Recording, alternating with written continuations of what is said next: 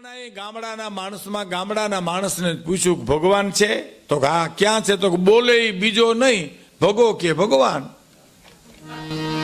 સાંભળજો, બોલે બીજો નહીં, ભગો કે આ ભગવાન. અંતર વચાડે એકલું, આંખ દેખે ની કાન. લ્યો, અંતર એટલું જ છે. અહીંયા છે ને બેઠો તો આપણા હૈયામાં જ બેઠો છે ને, આ હૃદયમાં હૃદય કમળમાં જ છે ને. અહીંયા આંખ ક્યાં કાનને જોઈ શકે? એમ આપણે એને નથી જોઈ શકતા. ગામડાના માણસોની વાતોમાં કેટલી ભક્તિ મેઘાણી કે પડી છે એ કોક વાર ડોક્યું કરવા જેવું છે. મેઘાણીભાઈ તો ભ્રમણ કર્યું ને.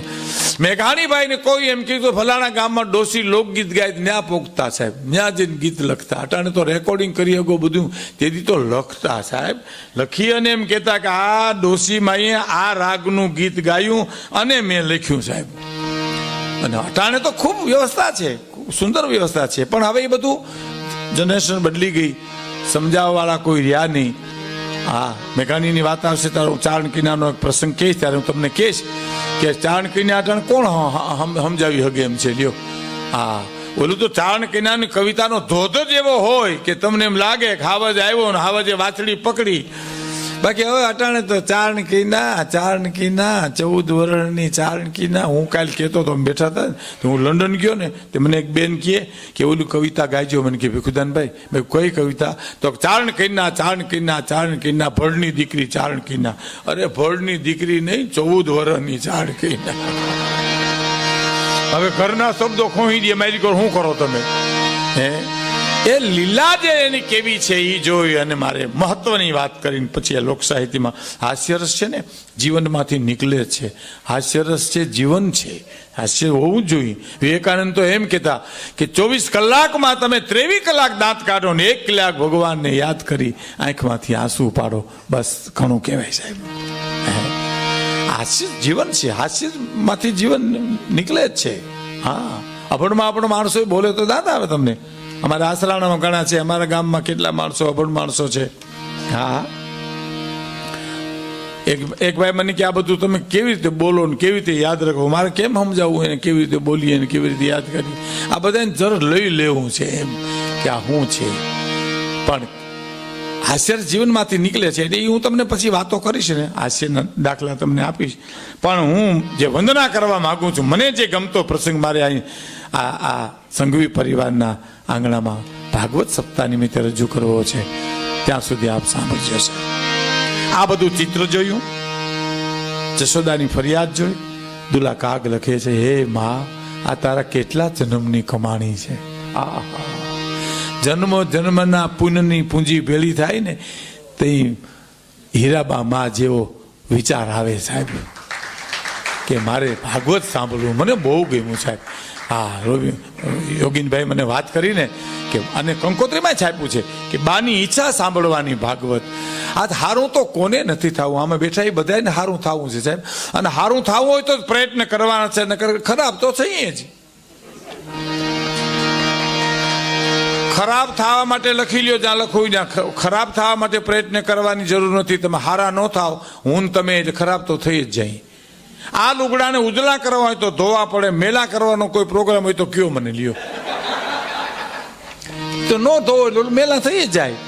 અને બજારમાં હાવણા હાવણીઓ ખરીદવા જવાય, કચરા લેવા ન જવાય. તો વાલો ને એટલો વયો જ આવે સાહેબ. નિશાન ચૂક માપર નતાક નીચું નિશાન સાહેબ. હું તો ન જીવી તો તને ક્ષમા છે, પણ હલકું હું કામ જીવીશો? કોઈને ન દે તો તને મુબારક છે, પણ કોઈકનું લઈ હું કામ લેશો? ભલા માણસ, પીપા પાપ ન કીજીએ તો પુણ્ય કિયા 100 બાર. પાપ ન કરીએ તો પુણ્ય જ કરવાના છે સાહેબ આપણે. એમ હારા થાય તો ખરાબ થવાની કોઈ જરૂર જ નથી. હે, કહેવાનો મારો અર્થ સારું થવું હોય તો પ્રયત્ન કર. મંદિરમાં જાતા 10 જ મિનિટ સાહેબ, પણ 60 વર્ષ સુધી વિચાર નો આવે ને શું કરો તમે? લ્યો, મંદિરમાં જાતા કેટલી વાર લાગે, પણ નો આવે, વિચાર નો આવે. સારા વિચારો એ પણ મૂડી છે સાહેબ આપણે ત્યાં. હું કહેતો હતો હમણાં, મને સમર્પણ આપણું જે મેગેઝિન છે ને, નવનીત સમર્પણ, એના ઇન્ટરવ્યુ લેવા મારી પાસે આવ્યા હતા. બરાબર, મારા ઘરનો દાખલો મેં આપ્યો હતો સાહેબ એને. મેં લખજો તમે તમારે. મારા પિતાશ્રી રાજા સાહેબમાં પોલીસ પટેલ હતા. કોઈ દી ક્યાંયથી રૂપિયો લેવો નહીં. ગરીબાઈ અમારે ઘરે, મારા માતુશ્રી અમે નાના હતા ત્યારે ગુજરી ગયા, મારા દાદીમાએ અમને મોટા કર્યા. અને પછી મારા પિતાશ્રી આવીને કીધું, માં મને ભૂખ બહુ લાગી, કંઈક ખાવું છે કે ગોવિંદ ઘરમાં કાંઈ નથી બેઠા, અમે એમને બેઠા છીએ. એમ કરીને મારા દાદીમાં રોવા માંડ્યા. એટલે મારા પિતાજી એમ કીધું કે બે માં આપણી પાસે આંસુ છે, પછી આપણે બીજી શું જરૂર છે? આપણે આંસુની મૂડી છે આપણી પાસે. જેની પાસે આંસુ ન હોય એ ગરીબ કહેવાય. માં આપણે થોડા ગરીબ કહેવાય, આપણી પાસે તો આંસુ છે. આ દેશ આંસુનો છે, આ દેશ ભીનો છે, આ રુજુતાનો દેશ. હૃદયને જ્યાં સુધી ભીનું ન કરો ત્યાં સુધી ઉગે નહીં કાંઈ કોઈ દિવસ. ધરતીમાં તમારે કંઈક ઉગાડવું હોય ને તો ધરતી ભીની કરવી પડે. એવું ભીનું ગીત મારે તમારા સામે એક રજૂ કરવું છે કે હે નંદરાણી, કેટલા જન્મને કમાણી માં તારી. ક્યાં વાત.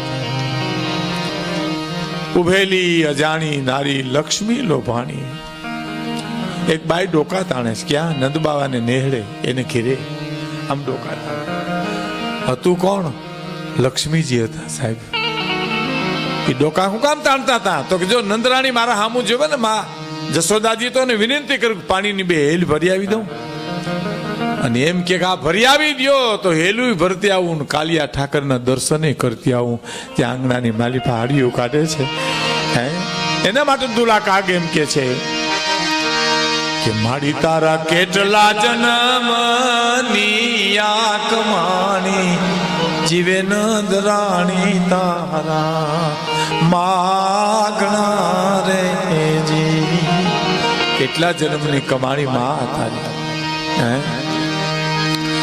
કેવું ભેલી અજાણી નારી લક્ષ્મી લોભાણી રે, એ જેને પ્રીતેથી ભરવા છે માડી તારા પાણી રે નંદરાણી તારા. એક કડી સાંભળજો, એની પાછળનો પ્રસંગ સાંભળજો સાહેબ મિત્રો. આપણે અગાસીમાં ઘોડો તોડવા જેવું છે, બાથરૂમમાં બુલેટ ફેરવવા જેવું છે. એટલે હું ટૂંકમાં કહું છું કે હે માં, આ ઇન્દ્રાણી બ્રહ્માણી જે તારે આંગણે આમ ભીખ માગવો ઉભ્યું છે, આ તારા કેટલા જન્મની કમાણી છે એ તો કે દુરાકાગ કે. અને બહુ સાચી વાત ભગત બાપુની હો. તમે મંદિરે શ્રીફળ વધારવા જાઓ ને, ચોથા કાંઈ શ્રીફળ તૂટે ને એનો અર્થ એવો નથી કે આગલા 3 ઘા નકામા છે. 3 કાંઈ ખોખરું કર્યું ને ત્યારે ચોથા કાંઈ તૂટ્યું છે સાહેબ. પણ પછી ભગત બાપુએ બહુ સારી વાત કરી કે જેની મોહજાળમાં આખી દુનિયા વિટાણી રે, જેની મોહજાળમાં આખી દુનિયા વિટાણી, એની દેહુ તારે દોરડીએ ઈકો ઓછો રાખો, એની દેહુ તારે દોરડીએ બંધાણી, જીવે નંદરાણી તારા. હુકમ સિવાય પાંદડું ન હલી શકે. મિત્રો સાંભળજો, એના હુકમ સિવાય પાંદડું ન હલી શકે. એને જશોદાએ દોરડે ખાંડણીએ બાંધી દીધો તો કેવી તારી કમાણી છે માં, કેટલા જન્મની કમાણી. એક પ્રસંગ કહી દઉં સાહેબ. એકવાર 11 વર્ષ ને 52 દિવસનો થયો વ્રજમાં ગોકુળમાં. જશોદાનો છેડો પકડીને કર્ગ રહે છે. એક વાત સાંભળીશ મારી માં. જશોદાસ ક્રોધમાં હતા, ખીજમાં હતા. મૂકી દે મારો છેડો, તારી ગોપીઓની ફરિયાદ સાંભળીને હું થાકી ગઈ છું. માં એક વાત શું ચિત્ર છે હે, અખિલ બ્રહ્માંડનો માલિક જશોદાનો છેડો પકડીને કરગરતો હોય છે. માં મારી એક વાત સાંભળ ને, તારી વાતમાં કાંઈ નહીં હોય, ગોપીની ફરિયાદ છે. માં એક મારી વાત સાંભળ. માં શું છે તારી વાતમાં, બોલ શું વાત કરવી તારે. માં મને ખોલામાં બેહાડીને પહેલા 11 વર્ષ 52 દિવસના કૃષ્ણને ખોળે બેહાડી જશોદાજી પૂછે શું વાત છે તારી, કે મને. માં મથુરાથી રથ રવાના થઈ ગયો છે, અક્રૂર કાકા મને તેડવા આવે છે. માં હવે હું ગોકુળ છોડું છું, વ્રજ છોડું છું. ઓ ઢગલો થઈ ગયા. આંખમાંથી આંસુ ના દારૂ થઈ સાહેબ. શ્રાવણ ને ભાદરો તેમ આહુડા મહિના જવા, વાંકડિયા વાલ પલરી ગયા કૃષ્ણના. અને જસોદાજી કાકલુદી કરે છે, બસ બેટા સમય પૂરો થઈ ગયો? હા માં, સમય પૂરો થઈ ગયો. કઈક મારી પાસે માગો ને માં. શું ચિત્ર છે સાહેબ? 11 વર્ષનો અખિલ બ્રહ્માંડનો માલિક જસોદાને કહેતો હશે કે મારી પાસે કંઈક માગો ને માં. કાંઈ માગવું નથી, કશું માગવું નથી. તે મને દેવામાં હું ખામી રાખી? તું દેવકી વસુદેવનો દીકરો હોવા છતાં નંદરાજા નંદરાણીનો દીકરો કહેવાનો છું. મને ઘણું આપ્યું બેટા, ઘણું આપ્યું. ના માં, મારી પાસે કંઈક માગો ને માં. મારી ઈચ્છા છે હું તમને કંઈક આપું એમ બહુ માગવાનું કે છો? જશોદાની માગણી સાંભળજો સાહેબ. તો એક વચન દે ને મને. શું? મને તારી હારે લેતો જાય. તારે જાવું હોય તો જા, પણ મને હારે લઈ જા. તારા હોય ને હું નહીં જીવી શકું બેટા, હું નહીં જીવી શકું. ના માં, એ તો નહીં થાય, કારણ કે મારી જીવનની લીલા આખી બદલે છે. હવે હું જો ગોવાલિયો મટી ગયો છું અને હવે સુદર્શન ચક્ર લઈને મારે ધર્મનો નાશ કરવો છે. માં, તું મારી સાથે ન રહી શક, હું તને નહીં લઈ જાઉં. નહીં તો ના. હવે બીજી વાત, મેં તને દોરડેથી ખાંડણીએ બાંધી દીધો તો કોઈ દી દેવકીને વાત ન કરતો બેટા. એટલી મારી પ્રાર્થના તું સાંભળ. નહીતર એને એમ થશે કે મારા દીકરાને બાંધી દીધો. અને તમે કલ્પના કરો સાહેબ, 5000 વર્ષ પહેલા ભારતમાં બનેલી ઘટના એ હાયલો તા તો ગોકુળ હિબકે ચડ્યું સાહેબ. ગોપીઓ ભટકાવા માંડી, જાય છે. અક્રૂર આવી ગયા સાહેબ. એક ગોપી બીજી ગોપીને કીધું, રાધાજીને તો કયો આપણાથી પાછો નવડો તો એનાથી પાછો બોલે. અને આમ કાટ દાદરો ઉતરીને આવી અને પિતાંબરનો છેડો પકડ્યો સાહેબ. ગમન સમય કૃષ્ણ જાય છે, ગમન સમય પટુકા ગ્રહો અને છાંડ હુકો કહો સુજાન. પિતાંબરનો છેડો પકડ્યો, ભગવાન કૃષ્ણ કીધું મૂકી દો. ગમન સમય પટુકા ગ્રહો છાંડ હુકો કહો સુજાન. અને રાધાજી જવાબ આપ્યો, પ્રીતમ પ્યારે યું કહો પટુકા તદુ યા પ્રાણ. મારા ખોલિયામાંથી પ્રાણ છોડી દઉં કે તમારા પિતાંબરનો છેડો છોડી દઉં? મારે શું છોડવું? અને રથમાં બેસી ગયો સાહેબ, મથુરાના માર્ગે રવાના થઈ ગયો. પણ એક ઘટના હરીન્દ્ર દવે માધવ ક્યાંય નથી પુસ્તકમાં લખ્યું છે, વાંચ્યો સાહેબ.